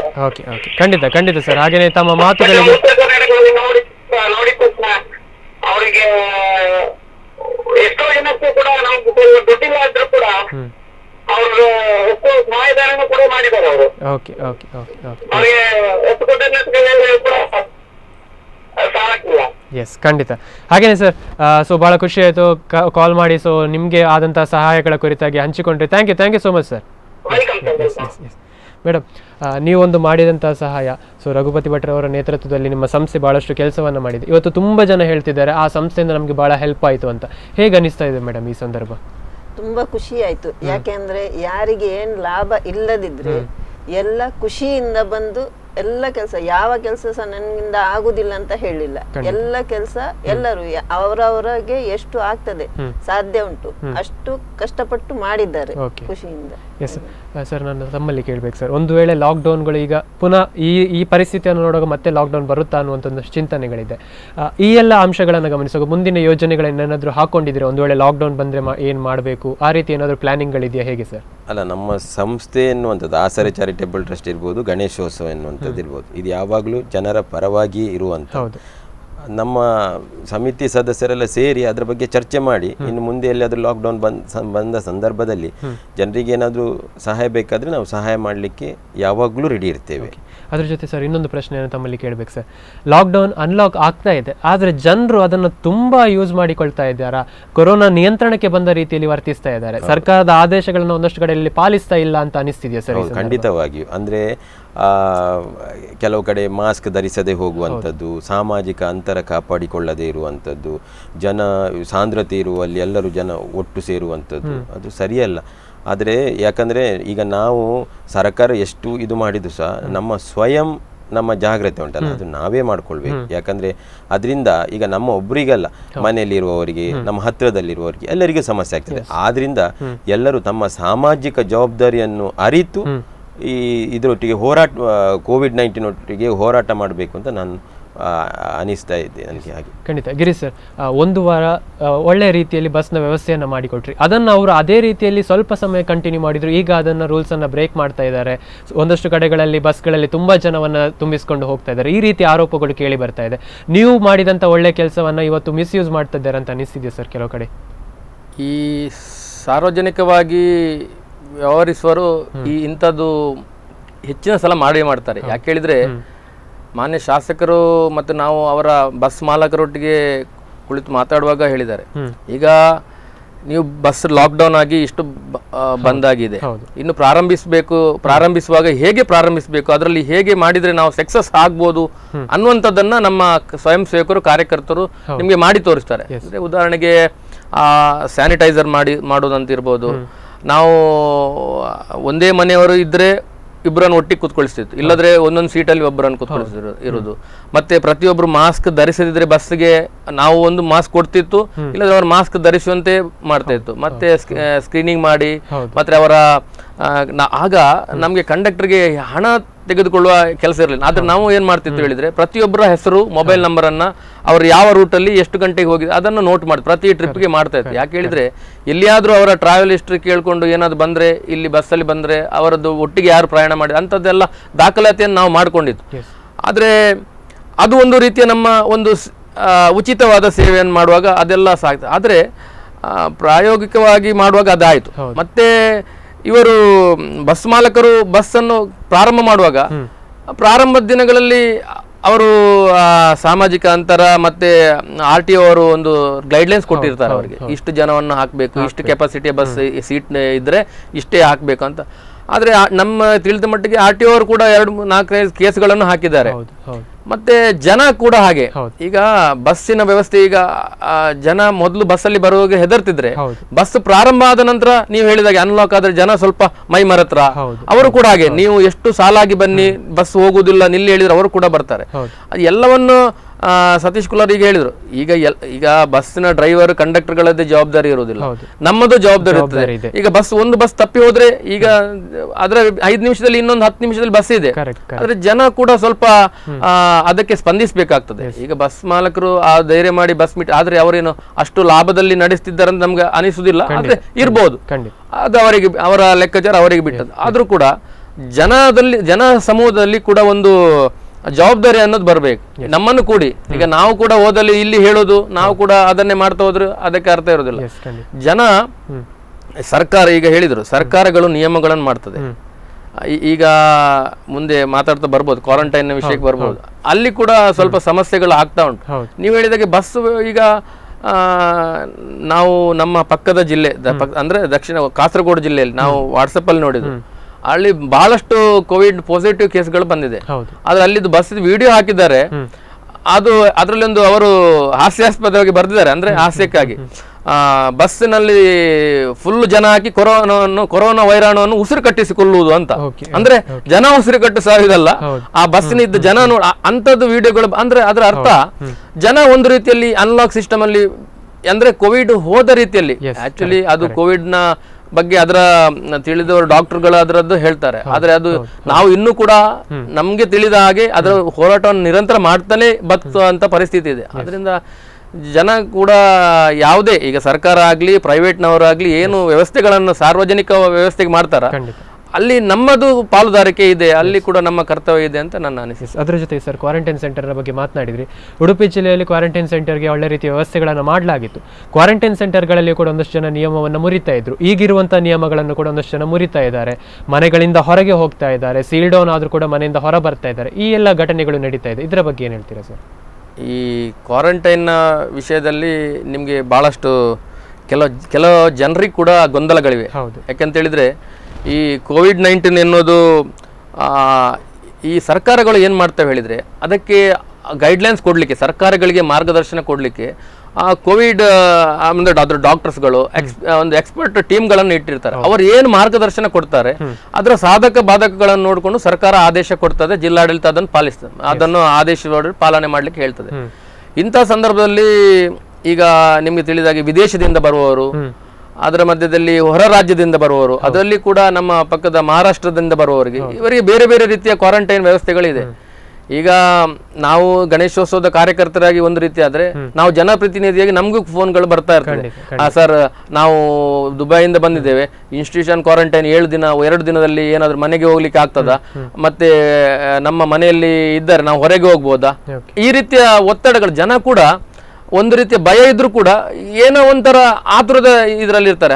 ಅವರು ಯಾರು ಕೂಡ ನಮ್ಮ ಜಿಲ್ಲೆಗೆ ಬರುವಾಗ ಸೇವಾ ಸಿಂಧು ಆ್ಯಪ್ ಅಲ್ಲಿ ಅದರ ಕಂಡೀಷನ್ಗಳನ್ನು ಒಪ್ಪಿ ಬಂದಿರ್ತಾರೆ. ಅದರಲ್ಲಿ ಕಂಡೀಷನ್ ಅಲ್ಲಿ ಇರ್ತದೆ, ನೀವು ಈ ರೀತಿ ಬಂದ್ರೆ ನಿಮ್ಗೆ 7 ದಿನ ಇನ್ಸ್ಟಿಟ್ಯೂಷನ್ ಕ್ವಾರಂಟೈನ್, 7 ದಿನ ಹೋಮ್ ಕ್ವಾರಂಟೈನ್ ಎಲ್ಲ ಒಪ್ಪಿ ಬರ್ತಾರೆ. ಇಲ್ಲಿ ಬಂದ ನಂತರ ತಮ್ಮ ತಮ್ಮ ಸ್ವಲ್ಪ ಪ್ರಭಾವಗಳನ್ನು ಬಳಸಿ ಅಂದ್ರೆ ಅದು ಸಾಮಾನ್ಯ ಇರ್ತದೆ. ಆದ್ರೆ ಇಂಥ ಪರಿಸ್ಥಿತಿ ಸರಿ ಇಲ್ಲ. ಈಗ ನಾವು ಕೂಡ ನಮ್ಮ ಸಂಬಂಧಿಕರೇ ಬರುವವರಿಗೆ ಕೂಡ ನಾವು ಹೇಳ್ತೇವೆ, ಈ ರೀತಿ ನೀವು ಈ ವಿಷಯದಲ್ಲಿ ನೀವು ಯಾರು ರಾಜಿ ಮಾಡ್ಕೊಳ್ಳಿಕ್ಕೆ ಹೋಗಬೇಡಿ. ಯಾಕೆ ಹೇಳಿದ್ರೆ ಇದು ನಮ್ಮಿಂದಾಗಿ ಸತೀಶ್ ಗುಳಲ್ ಹೇಳಿದ್ರು, ನಮ್ಮ ಹತ್ತಿರದವರು, ನಮ್ಮ ಮನೆ ಹತ್ತಿರದವರು, ಯಾರಿಗೂ ಬಂದವರಿಗೆ ಎಲ್ಲರಿಗೂ ಕೋವಿಡ್ ಪಾಸಿಟಿವ್ ಇದೆ ಅಂತ ಅಲ್ಲ, ನಾವು ಟ್ರೀಟ್ ಮಾಡುವಾಗ ಇದೆ ಅಂತಲೂ ಟ್ರೀಟ್ ಮಾಡೋಕೆ ಇಲ್ಲ. ಮತ್ತೆ ಎಲ್ಲ ದೇವರ ಇಚ್ಛೆ, ಅದು ಇರೋದಿದ್ರೆ ನಾವು ಅದನ್ನೇ ಬಯಸೋದು, ಯಾರಿಗೆ ಬರಬಾರ್ದು ಅಂತೇಳಿ. ಜನ ಕೂಡ ಅದೇ ರೀತಿಯಲ್ಲಿ ಸ್ವಲ್ಪ ಒತ್ತಡವನ್ನು ಹೇರುವಂಥದ್ದು ಮಾಡ್ತಾರೆ. Correct madam. ಅದರ ಜೊತೆಗೆ ಕೊರೋನಾ ವಾರಿಯರ್ಸ್ಗಳಾಗಿ ಇವತ್ತು ನೀವು ಕೂಡ ಗುರುತಿಸಿಕೊಂಡಿದ್ದೀರಿ. ಭಾಳ ಪ್ರಮುಖವಾಗಿ ವೈದ್ಯರು, ಪೊಲೀಸ್ ಇಲಾಖೆ ಇರ್ಬೋದು, ಅಥವಾ ಒಂದಷ್ಟು ಇಲಾಖೆಗಳು ಆ ಕೊರೋನಾ ವಾರಿಯರ್ಸ್ ಅಂಡರಲ್ಲಿ ಬರ್ತದೆ. ಭಾಳ ಪ್ರಮುಖವಾಗಿ ಗಣೇಶೋತ್ಸವ ಸಮಿತಿ ಅಂತ ಬಂದಾಗ ನೀವು ಮೊದಲಿನಿಂದ ಸಾಮಾಜಿಕ ಕೆಲಸವನ್ನು ಮಾಡಿಕೊಂಡು ಬಂದಿರಿ. ಆದರೆ ಈ ಲಾಕ್ಡೌನ್ನ ಸಮಯಕ್ಕೆ ಬಂದರೆ ತಾವುಗಳು ಕೂಡ ಕೊರೋನಾ ವಾರಿಯರ್ಸ್ ಆಗಿ ಗುರುತಿಸಿಕೊಂಡಿದ್ದೀರಿ. ಈ ಸೇವಾ ಕಾರ್ಯಗಳಿಂದ ಈ ರೀತಿಯ ಒಂದು ತೃಪ್ತಿಯ ಭಾವನೆ ಹೇಗೆ ಅನಿಸ್ತಾ ಇದೆ ಈ ಸಂದರ್ಭ? ಅದೇ ಅಂದ್ರೆ ಈ ರೀತಿಯ ಈ ಮಟ್ಟಕ್ಕೆ ಇಷ್ಟು ತನಕ ಆಗ್ಲಿಲ್ಲ ಇತ್ತು, ಈ ಮಟ್ಟಕ್ಕೆ ಹೋಗ್ಬೋದು ಅಂತ ಸಹ ಯಾರು ಎಣಿಸ್ಲಿಕ್ಕೆ ಇರ್ಲಿಲ್ಲ. ಆದ್ರೆ ಎಲ್ಲರೂ ಒಟ್ಟುವಾಗಿ ಈ ಕೊರೋನಾ ವಿರುದ್ಧ ಹೋರಾಟಕ್ಕೆ ಎಲ್ಲರೂ ಅವರವರ ಇದು ಕೊಟ್ಟಿದ್ದಾರೆ, ಸ್ಫೂರ್ತಿ ಕೊಟ್ಟಿದ್ದಾರೆ. ಖಂಡಿತ ಸರ್. ಅದರ ಜೊತೆಗೆ ಕೊರೋನಾ ವಾರಿಯರ್ಸ್ಗಳಾಗಿ ಇವತ್ತು ಗುರುತಿಸಿಕೊಂಡಿದ್ದೀರಿ. ಅದರ ಜೊತೆಗೆ ಇರುವಂಥ ಎಲ್ಲ ಕೊರೋನಾ ವಾರಿಯರ್ಸ್ಗಳ ಕುರಿತಾಗಿ ಏನು ಹೇಳ್ತೀರಾ ಸರ್? ತುಂಬ ಜನ ಈಗ ಕೊರೋನಾ ವಾರಿಯರ್ಸ್ ಅಂದರೆ ಡಾಕ್ಟರ್ಸ್ ಮತ್ತು ನರ್ಸಸ್ ಇವರೆಲ್ಲ ಈಗ ನೋಡುವ ಈ ಒಂದು ಸಂದರ್ಭದಲ್ಲಿ, ಈಗ ಮೊನ್ನೆ ಮಂಗಳೂರಲ್ಲಿ 8 ಜನ ವೈದ್ಯರಿಗೆ ಬಂದು ಅಂತ ಹೇಳ್ತಾರೆ. ತುಂಬ ಬೇಜಾರಾಗ್ತದೆ. ಯಾಕಂದರೆ ಅವರು ನಮಗೋಸ್ಕರ ತುಂಬ ಕೆಲಸ ಮಾಡ್ತಾ ಇದ್ದಾರೆ ಕೊರೋನಾ ವಾರಿಯರ್ಸ್. ಸೊ ಆದಷ್ಟು ನಾವು ಈ ಕಾಯಿಲೆಯನ್ನೇ ಕಂಟ್ರೋಲ್ ಮಾಡಿ ಕೊರೋನಾ ವಾರಿಯರ್ಸಿಗೆ ನಾವು ಸಹಾಯ ಮಾಡಬೇಕು. ಯಾಕಂದರೆ ಅವರಿಗೆ ಸಹ ಫ್ಯಾಮಿಲಿ ಉಂಟು, ಕಷ್ಟ ಉಂಟು, ಅವರಿಗೆ ಸಹ ಮನೆಗೆ ಹೋಗ್ಲಿಕ್ಕೆ ಆಗುದಿಲ್ಲ. ಆ ರೀತಿ ಅವರು ನಮಗೆ ಅಷ್ಟೆಲ್ಲ ಸಹಾಯ ಮಾಡುವಾಗ ನಾವು ಸಹ ಅವರಿಗೆ ಏನಾದರೂ ಸಹಾಯ ಮಾಡಬೇಕು. ಯಾಕಂದರೆ ನಾನು ಮುಂಚೆ ಹೇಳಿದಾಗೆ ನಮಗೂ ಒಂದು ಸಾಮಾಜಿಕ ಜವಾಬ್ದಾರಿ ಬೇಕು, ನನ್ನಿಂದ ಯಾರಿಗೂ ಹರಡಬಾರ್ದು. ಆ ರೀತಿ ಒಂದು ಮನಸ್ಸಲ್ಲಿ ಇಟ್ಕೊಂಡು ನಾವು ಅವರಿಗೆ ಆ ರೀತಿಯಲ್ಲಿ ಸಹಕಾರ ಮಾಡಬೇಕು. ಮತ್ತು ಈ ರೀತಿ ಈ ಒಂದು ಕೋವಿಡ್-19 ಸಂದರ್ಭದಲ್ಲಿ ಈ ಕೊರೋನಾ ವಾರಿಯರ್ಸ್ ಮಾಡುವಂಥ ಕೆಲಸ ಉಂಟಲ್ಲ, ಇದು ಬಹಳ ಒಳ್ಳೆಯ ಕೆಲಸ. ಇವರಿಗೆ ನಮ್ಮ ಸಮಿತಿಯ ಪರವಾಗಿ ಎಲ್ಲ ಕೊರೋನಾ ವಾರಿಯರ್ಸಿಗೂ ನಾವು ಈ ಅಭಿನಂದನೆಗಳನ್ನು ಸಲ್ಲಿಸ್ತಾ ಇದ್ದೇನೆ. ಅದರ ಜೊತೆಗೆ ಸರ್, ಭಾಳಷ್ಟು ಮಾತುಕತೆಗಳನ್ನು ನಡೆಸಿದ್ವಿ. ಕಾರ್ಯಕ್ರಮದ ಕೊನೆಯ ಹಂತಕ್ಕೆ ನಾವುಗಳು ಬರ್ತಾ ಇದ್ದೇವೆ. ಕಾರ್ಯಕ್ರಮದ ಕೊನೆಯಲ್ಲಿ ಏನು ಹೇಳಲಿಕ್ಕೆ ಬಯಸ್ತೀರಾ? ಅದೇ, ನಮಗೆ ಗಣೇಶೋತ್ಸವ ಸಮಿತಿ ಇರ್ಬೋದು, ಆಸರೆ ಚಾರಿಟೇಬಲ್ ಟ್ರಸ್ಟ್, ಇದೆಲ್ಲ ದಾನಿಗಳಿಂದ ನಡೆಯುವಂಥ ಒಂದು ದತ್ತಿ ಸಂಸ್ಥೆಗಳು. ಸೊ ಇದರಲ್ಲಿ ಈ ಒಂದು ಈ ಅನ್ನದಾಸೋಹ ಸಂದರ್ಭದಲ್ಲಿ ನಮಗೆ ನಮ್ಮ ದಾನಿಗಳು ಮಾಡಿದಂತಹ ದಾನ ಬಹಳ ದೊಡ್ಡ ದಾನ. ಯಾಕಂದರೆ ಆ ದಾನ ಇಲ್ಲದಿದ್ದರೆ ನಮಗೆ ಈ ಒಂದು ದೊಡ್ಡ ವ್ಯವಸ್ಥೆಯನ್ನು ಮಾಡಲಿಕ್ಕೆ ಆಗ್ತಾ ಇರಲಿಲ್ಲ. ನಮಗೆ ಪ್ರತ್ಯಕ್ಷವಾಗಿ ಪರೋಕ್ಷವಾಗಿ ತುಂಬ ಜನ ಸಹಕಾರ ಮಾಡಿದ್ದಾರೆ. ಈ ಎಲ್ಲ ಮಹನೀಯರಿಗೆ, ದಾನಿಗಳಿಗೆ, ಮತ್ತು ಶಾರದಾ ಕಲ್ಯಾಣ ಮಂಟಪದವರು ಫ್ರೀಯಾಗಿ ನಮಗೆ ಹಾಲ್ ಕೊಟ್ಟಿದ್ದಾರೆ. ಅಲ್ಲಿಯ ಸ್ಥಾನಿಕ ಬ್ರಾಹ್ಮಣ ಸಮಾಜದ ಸಂಘದ ಅಧ್ಯಕ್ಷರಿಗೆ ಮತ್ತು ಅದರ ಎಲ್ಲ ಪದಾಧಿಕಾರಿಗಳಿಗೆ ಎಲ್ಲರಿಗೂ, ಮತ್ತು ಜಿಲ್ಲಾಡಳಿತ, ಪೊಲೀಸ್ ಇಲಾಖೆ, ಮತ್ತು ನಮ್ಮ ಒಂದು ಮಹಿಳಾ ಕಾರ್ಯಕರ್ತರಿರಲಿ, ಎಲ್ಲ ನಮ್ಮ ಸಮಿತಿಯ ಕಾರ್ಯಕರ್ತರು ಎಲ್ಲರೂ ತುಂಬ ಒಂದು ಶ್ರದ್ಧೆಯಿಂದ ಒಂದು ನಿಷ್ಕಲ್ಮಶ ಇದರಿಂದ ಒಂದು ಸೇವೆಯನ್ನು ಮಾಡಿದ್ದಾರೆ. ಇವರೆಲ್ಲರಿಗೂ ನಾನು ಆಸರೆ ಚಾರಿಟೇಬಲ್ ಟ್ರಸ್ಟ್ ವತಿಯಿಂದ ಮತ್ತು ಗಣೇಶೋತ್ಸವ ವತಿಯಿಂದ ಧನ್ಯವಾದಗಳನ್ನು ಸಲ್ಲಿಸ್ತಾ ಇದ್ದೀನಿ. ಹಾಗೆ ಮೇಡಮ್, ತಾವು ಕಾರ್ಯಕ್ರಮದ ಕೊನೆಯಲ್ಲಿ ಏನು ಹೇಳಲಿಕ್ಕೆ ಬಯಸ್ತೀರಿ ಇವತ್ತು? ಇದು ಒಂದು ಕೆಲಸ ಒಬ್ಬರಿಂದ ಸಾಧ್ಯ ಇಲ್ಲ, ಎಲ್ಲರೂ ಒಟ್ಟಾಗಿ ಮಾಡಿದ್ರೆ ಮಾತ್ರ ಇದೆ.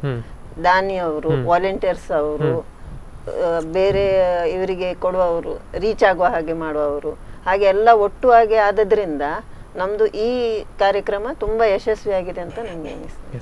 ಸರ್, ತಮ್ಮ ಕೊನೆಯ ಮಾತು, ಅದರ ಜೊತೆಗೆ ಜನರು ಇವತ್ತು ರೂಲ್ಸ್ಗಳನ್ನು ಫಾಲೋ ಮಾಡೋದಂಥದ್ದು ಕೂಡ ಅಗತ್ಯ ಇದೆ, ಅದರ ಬಗ್ಗೆ ಕಾರ್ಯಕ್ರಮದ ಕೊನೆಯ ಮಾತಾಗಿ ಏನು ಹೇಳ್ತೀರಾ ಸರ್? ಈಗ ನಾನು ಒಂದು ವಿಷಯ ಹೇಳಿ ಮುಗಿಸ್ತೇನೆ. ನಾವು ಇದರ ಮಧ್ಯದಲ್ಲಿ ನಮ್ಮ ಕ್ವಾರಂಟೈನ್ ಕೇಂದ್ರಗಳು ನೀವು ಮಾತಾಡ್ತಾ ಹೇಳಿದ್ರಿ, ರಾಜ್ಯದಲ್ಲಿ ಎಲ್ಲ ಕಡೆಯಲ್ಲಿ ಈ ಸರ್ಕಾರಿ ಕ್ವಾರಂಟೈನ್, ಈಗ ಕ್ವಾರಂಟೈನ್ ಇನ್ಸ್ಟಿಟ್ಯೂಷನ್ ಕ್ವಾರಂಟೈನ್ ಎರಡು ವಿಧ ಇದೆ.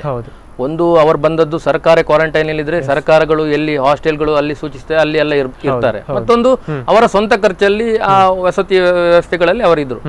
ಈ ಸರ್ಕಾರಿ ವ್ಯವಸ್ಥೆಗಳಲ್ಲಿ ಇದ್ದವರಿಗೆ ನಮ್ಮ ಗಣೇಶೋತ್ಸವ ಸಮಿತಿಯ ನೇತೃತ್ವದಲ್ಲಿ 17 ಕಡೆ ಅವರಿಗೆ ಕೂಡ ನಾವು ಬೆಳಿಗ್ಗಿನ ಉಪಹಾರ, ಮಧ್ಯಾಹ್ನದ ಊಟ, ರಾತ್ರಿಯ ಊಟ ಇದನ್ನು ಕೂಡ ನಾವು ಈ ಲಾಕ್ಡೌನ್ ಎಲ್ಲ ಮುಗ್ದ ನಂತರ ಈ ಕ್ವಾರಂಟೈನ್ ಅವರಿಗೆ ಕೂಡ ಅದೊಂದು ರಾಜ್ಯದಲ್ಲಿ ಪ್ರಥಮ ಅಂತ ಹೇಳ್ಬೋದು. ಅಂತ ವ್ಯವಸ್ಥೆಯನ್ನು ಕೂಡ ಸರ್ಕಾರದ ವಿದ್ಯಾವ್ಯವಸ್ಥೆಗೆ ಜಿಲ್ಲಾಡಳಿತ ಸಹಕಾರದೊಂದಿಗೆ ನಮ್ಮ ಗಣೇಶೋತ್ಸವ ಸಮಿತಿ ಮಾಡಿದೆ.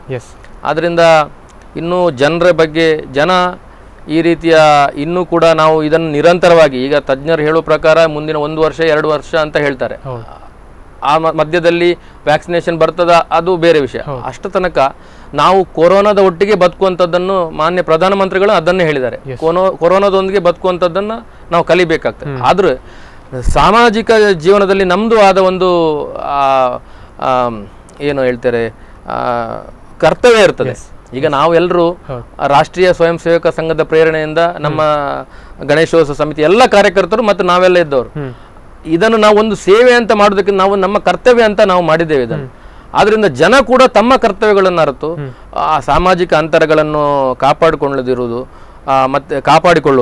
ಆ ಮಾಸ್ಕ್ ಧರಿಸುವುದು, ಮತ್ತೆ ಈ ಸಮಾರಂಭಗಳನ್ನು ನೋಡಿ, ಈಗ ಜಿಲ್ಲಾಡಳಿತ ಒಂದು 100 ಜನರ ಸಮಾರಂಭ ಮಾಡಬೇಕಂತ ಪರ್ಮಿಷನ್ ಕೊಟ್ಟಿದೆ. ನಾನು ನಮ್ಮ ನಗರದ ಮತ್ತು ನಮ್ಮ ಇಲ್ಲಿ ಉಡುಪಿ ಕ್ಷೇತ್ರದ ಎಲ್ಲ ಸಭಾಭವನದ ಅವರದ್ದು ಜವಾಬ್ದಾರಿ ನೋಡಿ. ಅವರು ಮನೆಯವರು ಹೇಳ್ತಾರೆ 200 ಜನ ಮಾಡಿ 300 ಜನ, ಇವರು ಕೂಡ 100 ಜನ ಇದ್ದ ಪರ್ಮಿಷನ್ 300-400 ಜನ ಮಾಡ್ತಾ ಇರುವಂತದ್ದು ನಾವು ಜಿಲ್ಲಾಧಿಕಾರಿಗಳ ಗಮನಕ್ಕೂ ಕೂಡ ಬಂದಿದೆ. ನಾವು ಕೂಡ ನಮ್ಮ ಮನೆ ಯಾವ ಕಾರ್ಯಕ್ರಮ ಜಿಲ್ಲಾಡಳಿತ ಸರ್ಕಾರ ಏನು ಒಂದು ನಮ್ಗೆ ಅನುಮತಿ ನೀಡಿದೆ ಅದರೊಳಗೆ ಕಾರ್ಯಕ್ರಮವನ್ನು ಮಾಡಿ ಮುಗಿಸುವಂತದ್ದನ್ನು ನಾವು ಜನ ಮಾಡಬೇಕು. ನಾವು 100 ಜನರ ಪರ್ಮಿಷನ್ ತಗೊಂಡು ಏನು 200-300 ಮಾಡಿದ್ ಒಂದು ವೇಳೆ ಅಲ್ಲಿ ಏನಾದ್ರು ತಪ್ಪಿ ಪಾಸಿಟಿವ್ ಬಂದ್ರೆ ಅದಕ್ಕೆಲ್ಲ ನಾವೇ ಹೊಣೆ ಆಗ್ತೇವೆ. ಅಲ್ಲಿ ಆ ಕಾರ್ಯಕ್ರಮ ಮಾಡಿದ ಆ ಒಂದು ಖುಷಿಯಿಂದ ಕಾರ್ಯಕ್ರಮ ಮಾಡಿರ್ತಾರೆ, ಕೆಲವು ಬೇರೆ ಬೇರೆ ಕಾರ್ಯಕ್ರಮಗಳಿರ್ತದೆ, ಖುಷಿಯಂತ ಕಾರ್ಯಕ್ರಮಗಳು ಇರ್ತದೆ. ಅಂಥದ್ದು ಅವರ ಮತ್ತೆ ಅದೇ ಕಾರ್ಯಕ್ರಮ ಅವರಿಗೆ ಬೇಸರ ತರುವಂತದ್ದು ಆಗ್ಬಾರ್ದು ಅವರ ಜೀವನದಲ್ಲಿ. ಆದ್ರಿಂದ ಜನ 2 ರೀತಿಯಲ್ಲಿ, ಒಂದು ಸಾಮಾಜಿಕ ಅಂತರವನ್ನು ಮತ್ತೆ ಹೊರಗೆ ಕಾಪಾಡಿಕೊಳ್ಳೋ ದೃಷ್ಟಿಯಿಂದ ಅದನ್ನು ಮಾಡಲೇಬೇಕು, ಮಾಸ್ಕ್ ಧರಿಸುವಂಥದ್ದು ಮಾಡಲೇಬೇಕು. ಮತ್ತೆ ಸರ್ಕಾರ ಏನು ಈ ಕ್ವಾರಂಟೈನ್ ನಿಮ್ಮ ಸಂಬಂಧಿಕರು ಯಾರು ಬರುವವರಿದ್ದಾರೆ ಅವರು ಏನು ಸರ್ಕಾರದ ಕಂಡೀಷನ್ಗಳನ್ನು ಒಪ್ಪಿ ಬರ್ತಾರೆ ಅದನ್ನು ಇಲ್ಲಿ ಬಂದ ನಂತರ ನೀವು ನಿಮ್ಮ ಹಿತದೃಷ್ಟಿಯಿಂದಲೂ ಕೂಡ ಮತ್ತೆ ನಿಮ್ಮ ಬಂಧುಗಳ ಹತ್ತಿರದವರು ಎಲ್ಲ ಸಮಾಜದ ಹಿತದೃಷ್ಟಿಯಿಂದ ತಾವೆಲ್ಲರೂ ಅದನ್ನು ಪಾಲಿಸಬೇಕಂತ ತಮ್ಮ ಈ ಸುದ್ದಿವಾಹಿನಿ ಮೂಲಕ ಅವರೆಲ್ಲರಲ್ಲಿ ನಾವು ವಿನಂತಿಯನ್ನು ಮಾಡ್ತೀವಿ. ಎಸ್ ವೀಕ್ಷಕರೇ, ಭಾಳಷ್ಟು ಮಾತುಕತೆಗಳನ್ನು ಎಷ್ಟೊತ್ತು ನಾವುಗಳು ನಡೆಸಿದ್ವಿ. ನಮ್ಮ ಜೊತೆ ಭಾಳ ಮುಖ್ಯವಾಗಿ ಇವತ್ತಿನ ಕಾರ್ಯಕ್ರಮದಲ್ಲಿ ಮಾತನಾಡಲಿಕ್ಕೆ ಸಾರ್ವಜನಿಕ ಗಣೇಶೋತ್ಸವ ಸಮಿತಿ ಕಡಿಯಾಳಿ ಇದರ ಸದಸ್ಯರು, ಅದರ ಜೊತೆಗೆ ಗಿರೀಶ್ ಅಂಚನವರು ನಗರಸಭಾ ಸದಸ್ಯರು ಕೊಂಚಿಬೆಟ್ಟು, ಅದರ ಜೊತೆಗೆ ಸಂಗೀತ ನಾಯಕ್ ಅವರು ಸದಸ್ಯರು ಸಾರ್ವಜನಿಕ ಗಣೇಶೋತ್ಸವ ಸಮಿತಿ ಕಡಿಯಾಳಿ, ಅದರ ಜೊತೆಗೆ ಆ ಸಂಸ್ಥೆಯ ಸದಸ್ಯರು, ಅದರ ಜೊತೆಗೆ ಆಸರೆ ಚಾರಿಟೇಬಲ್ ಟ್ರಸ್ಟ್ನ ಕೋಶಾಧಿಕಾರಿಗಳಾಗಿರುವಂಥ ಸತೀಶ್ ಕುಲಾಲ್ ಅವರಿದ್ದರು. ಯಾವ ರೀತಿಯಲ್ಲಿ ಮುಂದಿನ ಯೋಜನೆಗಳೇನು, ಇಷ್ಟು ದಿವಸ ಮಾಡಿಕೊಂಡು ಬಂದಂಥ ಕಾರ್ಯಗಳೇನು, ಅದೆಲ್ಲವನ್ನು ನಾವುಗಳು ಮಾತನಾಡಿದ್ವಿ. ಹಾಗೆಯೇ ಇವತ್ತಿನ ಕಾರ್ಯಕ್ರಮಕ್ಕೆ ಬಂದದಕ್ಕೆ 3 ಜನಕ್ಕೂ ಧನ್ಯವಾದ. ನಮಸ್ತೆ. ಎಸ್ ವೀಕ್ಷಕರೇ, ಮಾತುಕತೆಗಳನ್ನು ನಡೆಸಿ ಆಯಿತು. ಇಷ್ಟು ದಿವಸ ಆದಂಥ ಘಟನೆಗಳೇನು, ಇಲ್ಲಿಯವರೆಗೆ ಯಾವ ರೀತಿಯಲ್ಲಿ ಮಾಡಿಕೊಂಡು ಬಂದರು ಅನ್ನುವಂಥದ್ರ ಕುರಿತಾಗಿ ನಾವುಗಳು ಮಾತನಾಡಿದ್ವಿ. ಹಾಗೆಯೇ ಅವರು ಹೇಳಿದಂಥ ಮಾತುಗಳನ್ನು ನಾವುಗಳು ಬಹಳ ಸೂಕ್ಷ್ಮವಾಗಿ ಗಮನಿಸಬೇಕು. ಅವರಿಗೂ ಒಂದು ಕುಟುಂಬ ಇತ್ತು, ಅವರಿಗೂ ಒಂದು ಮನೆ ಇತ್ತು. ಆದರೂ ಕೂಡ ಅದೆಲ್ಲವನ್ನ ಲೆಕ್ಕಿಸದೆ ಜನರ ಸೇವೆಗಾಗಿ, ಜನಪರ ಸೇವೆಗಾಗಿ ಬಹಳ ದೊಡ್ಡ ಮಟ್ಟದ ಕಾರ್ಯವನ್ನು ಮಾಡಿದ್ದಾರೆ. ಸಾರ್ವಜನಿಕ ಗಣೇಶೋತ್ಸವ ಸಮಿತಿ ಕಡಿಯಾಳಿ ವತಿಯಿಂದ, ಅದ್ರ ಜೊತೆಗೆ ಆಸರೆ ಚಾರಿಟೇಬಲ್ ಟ್ರಸ್ಟ್ ಕೂಡಿಕೊಂಡು ಬಹಳ ಉತ್ತಮವಾದಂಥ ಕೆಲಸಗಳನ್ನು ಮಾಡಿದೆ. ಕೇವಲ ಲಾಕ್ಡೌನ್ ಸಮಯದಲ್ಲಿ ಮಾತ್ರವಲ್ಲ, ಅದಕ್ಕಿಂತಲೂ ಮೊದಲು ಸಾರ್ವಜನಿಕ ಗಣೇಶೋತ್ಸವ ಸಮಿತಿಯ ಬಗ್ಗೆ ಹೇಳಬೇಕು ಅಂತಿದ್ರೆ ಅದೆಷ್ಟೋ ವರ್ಷಗಳ ಒಂದು ಇತಿಹಾಸ ಇರುವಂತಹ ಒಂದು ಸಂಸ್ಥೆ ಅಂತ ನಾವುಗಳು ಹೇಳ್ಬೋದು. ಬಹಳ ಪ್ರಮುಖವಾಗಿ ಈ ಸಂಸ್ಥೆ ಸಾಮಾಜಿಕವಾಗಿ, ಧಾರ್ಮಿಕವಾಗಿ, ಶೈಕ್ಷಣಿಕವಾಗಿ ಎಲ್ಲವೂ ಕೂಡ ಸಹಾಯವನ್ನು ಮಾಡಿಕೊಂಡು ಬಂದಂಥ ಸಂಸ್ಥೆ ಇದು. ಅದರ ಸದಸ್ಯರೆಲ್ಲರೂ ಕೂಡ ನಾವುಗಳು ಮಾಡುವಂಥ ಕೆಲಸದಲ್ಲೇ ದೇವರ ಕೆಲಸ ಅಂತ ತಿಳಿದುಕೊಂಡು ಮಾಡಿದಂಥ ಕೆಲಸವನ್ನು ನಾವುಗಳು ಕೊಂಡಾಡಲೇಬೇಕು. ಹಾಗೆಯೇ ಇವತ್ತಿನ ಕಾರ್ಯಕ್ರಮದಲ್ಲಿ ಬಹಳಷ್ಟು ವಿಷಯವನ್ನು ಹಂಚಿಕೊಂಡ್ರು. ಅವರು ಮಾಡಿದಂಥ ಕೆಲಸವನ್ನು ನಾವುಗಳು ಒಳ್ಳೆಯ ರೀತಿಯಲ್ಲಿ ಮುಂದುವರಿಸಿಕೊಂಡು ಹೋಗಬೇಕು. ಅವರು ಮಾಡಿದಂಥ ಕೆಲಸ ಇನ್ನಷ್ಟು ಜನಕ್ಕೆ ಸ್ಫೂರ್ತಿಯಾಗಲಿ ಅನ್ನೋದೇ ನಮ್ಮ ಕಾರ್ಯಕ್ರಮದ ಆಶಯ. ಇದು ಈ ಹೊತ್ತಿನ ವಿಶೇಷ. ನಿರಂತರ ಸುದ್ದಿಗಾಗಿ ನೋಡ್ತಾ ಇರಿ ಸ್ಪಂದನ ಟಿವಿ.